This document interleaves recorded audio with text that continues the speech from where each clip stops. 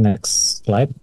Jadi kalau kita lihat memang perkembangan pasar ya saat ini di mana tren kenaikan IHSG masih berlanjut meskipun memang sempat terkoreksi dibandingkan dengan level penutupan tertingginya di awal pekan ini.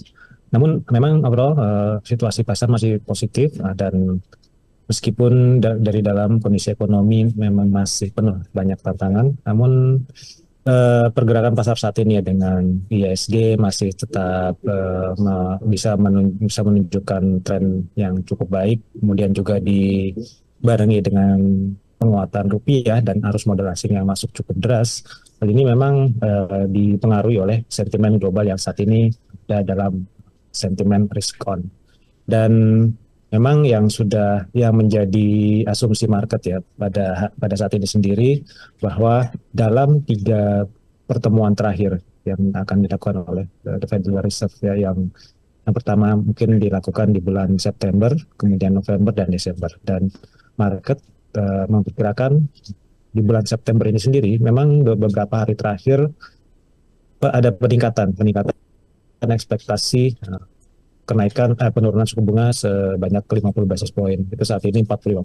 Namun probabilitas untuk penurunan 25 basis point itu sedikit lebih besar ya, sebesar 55%.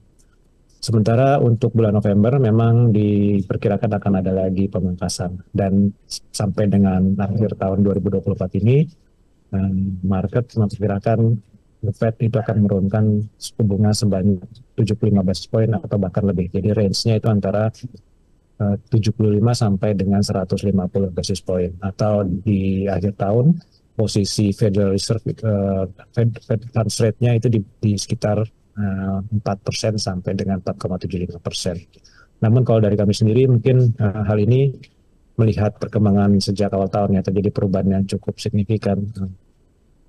Ekspektasi mengenai spekulasi dan ekspektasi penurunan suku bunga yang terlalu agresif biasanya menimbulkan ketika terjadi penyesuaian itu akan menimbulkan suatu volatilitas dalam jangka pendek. Next.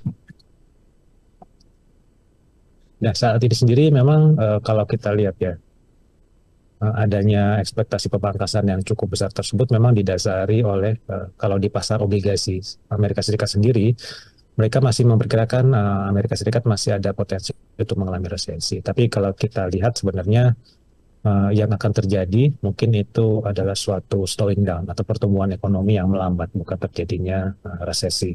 Jadi untuk tahun ini sendiri perekonomian Amerika Serikat itu diperkirakan masih akan tumbuh 2,6% ya, dan akan melambat di 1,9%.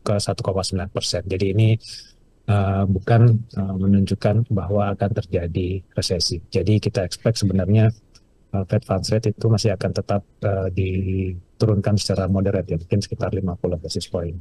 Next. Dan ini juga mungkin akan menjadi perkembangan yang bisa menimbulkan sedikit gejolak ya dari sisi geopolitik. Kemungkinan saat ini sendiri di US election akan diselenggarakan di bulan November. Market saat ini baseline assumption-nya itu adalah Kamala Harris yang akan menang. Sementara memang kalau kita lihat resiko apabila Trump akhirnya menang, ini akan menimbulkan volatilitas dalam jangka pendek. Dan di sisi lain memang tren ke depan saat ini overall policy rates ya di negara-negara maju seperti Amerika, tidak hanya di Amerika, di Inggris dan juga di Eropa juga sudah hampir dapat dipastikan akan turun. Next. Dan memang seperti saya sampaikan tadi, sentimen global yang cukup positif itu mendorong arus modal asing masuk dan juga menyebabkan kenaikan yang berpengaruh positif terhadap kenaikan IISG ya. Meskipun memang situasi ekonomi saat ini di dalam negeri cenderung tidak terlalu menunjukkan perkembangan yang terlalu positif. Namun memang arus modal asing yang masuk yang biasanya memang melalui saham-saham yang memiliki kapitalisasi besar dan memiliki fundamental yang baik, ya seperti BMRI, BRI, Astra, Telkom. Ini semua mencatatkan penguatan ya, secara cukup signifikan, dan semua ini merupakan stok saham-saham yang jadi pilihan dari dari nilai aset. Next. Ya, arus modal asing ya masuk cukup signifikan, terutama terjadi secara berlanjut di bulan Juli dan Agustus ya. Jadi memang arus modal asing terbesar itu di bulan Agustus.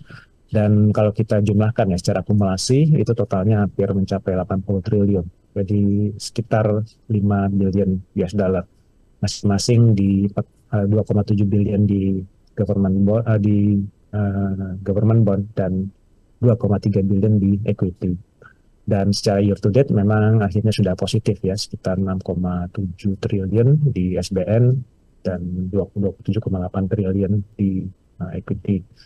Dan total arus modal asing masuk secara keseluruhan ya, baik di equity maupun government bond itu 34,5 triliun. Jadi total sebesar 2,2 triliun US dollar. Next.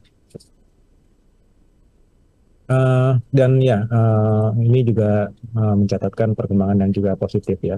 Jadi arus modal asing masuk dan sentimen positif global, ekspektasi pemangkasan suku bunga yang signifikan, mendorong rupiah ya, rupiah di bulan Agustus ya menjadi salah satu mata uang yang memiliki kinerja terbaik, mengalami apresiasi sebesar 5% secara non-month di bulan Agustus. Dan sebenarnya di bulan September berlanjut, kemarin itu bisa ditutup di level di bawah 15.400. Dan secara year to date memang sudah hampir sama, menyamai level di penutupan di akhir tahun 2023 lalu.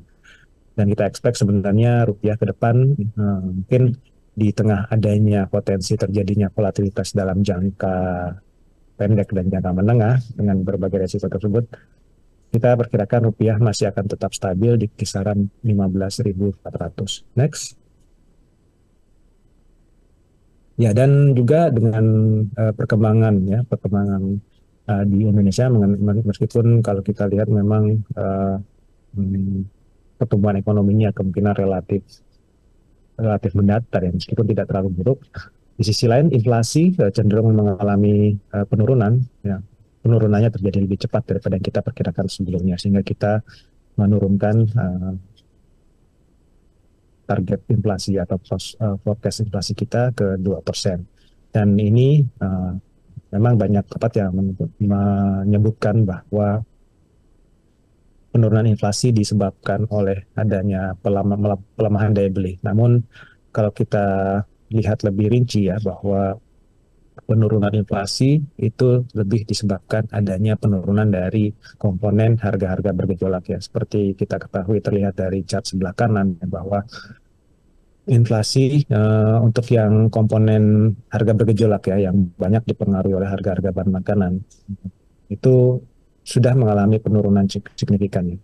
Di bulan Maret dan April itu berada di kisaran 10%. Dan sampai dengan bulan Agustus sudah mengalami penurunan cukup signifikan ke level 3%, yang merupakan level terendah dalam 12 bulan terakhir. Dan hal ini kita lihat sebagai ini merupakan kalau saat ini banyak yang berpendapat bahwa terjadi pelemahan daya beli, kita harapkan dengan adanya penurunan inflasi volatile ya, yang penurunan harga-harga bahan makanan ini kita harapkan akan dapat membantu perbaikan dari sisi daya beli masyarakat ya, sehingga di semester 2 ini kita harapkan pertumbuhan konsumsi rumah tangga itu masih akan tetap stabil. Next. Dan dengan perkembangan tersebut sebenarnya ya kita kirakan dengan adanya probabilitas untuk penurunan suku bunga, kemudian ini juga akan diikuti dengan Bank Indonesia ya, yang mungkin akan juga menurunkan suku bunga sebanyak 50 basis point. Dan diikuti juga dengan pengembangan rupiah yang stabil, kemudian inflasinya juga stabil, dan kita lihat ada dorongan untuk konsumsi rumah tangga. Kita masih melihat adanya potensi kenaikan IHSG yang akan didorong salah satu sektor yang kami yang overweight itu adalah dari sisi sektor retail. Next. Mungkin demikian dari saya, kembali ke Glenda. Terima kasih.